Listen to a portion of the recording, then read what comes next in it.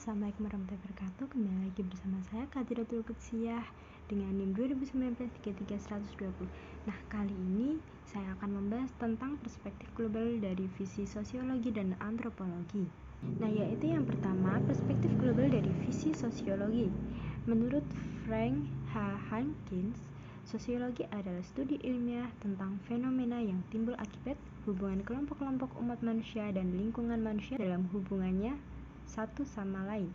Dalam sosiologi, objek yang menjadi sorotan utamanya yaitu hubungan antar manusia, terutama dalam lingkungan yang terbentuk oleh manusia sendiri atau yang disebut dengan lingkup sosial dalam hubungannya satu sama lain. Dalam sosiologi, objek yang menjadi sorotan utamanya yaitu hubungan antar manusia, terutama dalam lingkungan yang terbentuk oleh manusia sendiri atau yang disebut dengan lingkup sosial. Objek utamanya adalah hubungan antar manusia dalam lingkungan sosial di mana terjadi interaksi sosial yang semakin lama semakin luas dan berkembang, mulai dari keluarga, teman, permainan, tetangga, kampung, kota, regional, provinsi, sampai ke tingkat global antar bangsa.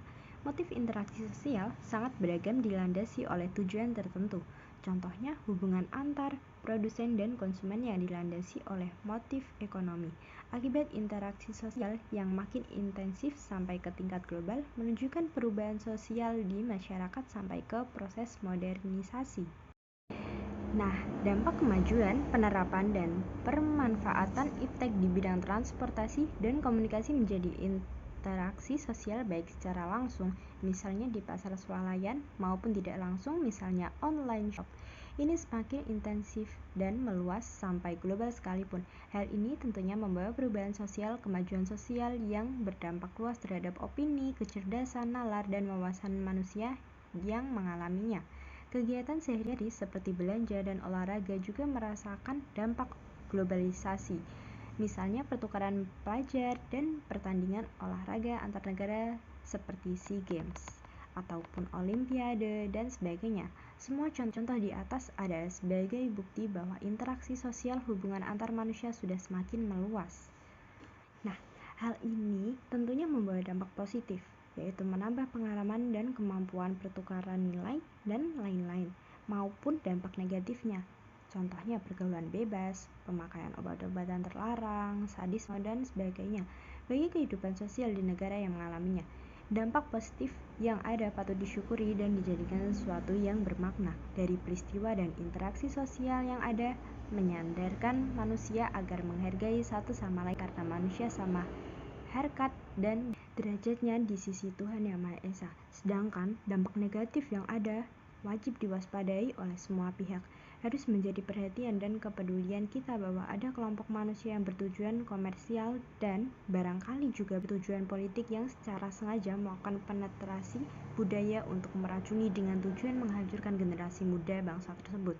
Kita harus secara aktif mencari alternatif pemecahannya. Nah, berikutnya kita akan membahas tentang perspektif global dari visi antropologi.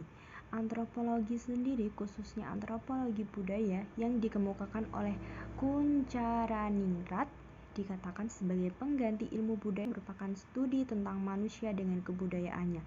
Sudut pandang antropologi terhadap perspektif global terarah pada keberadaan dan perkembangan budaya dengan kebudayaan dalam konteks global, yang artinya mengamati, menghayati, memprediksi perkembangan kebudayaan secara menyeluruh yang aspek serta unsur-unsurnya itu berkaitan satu sama lain, terintegrasi dalam kehidupan manusia.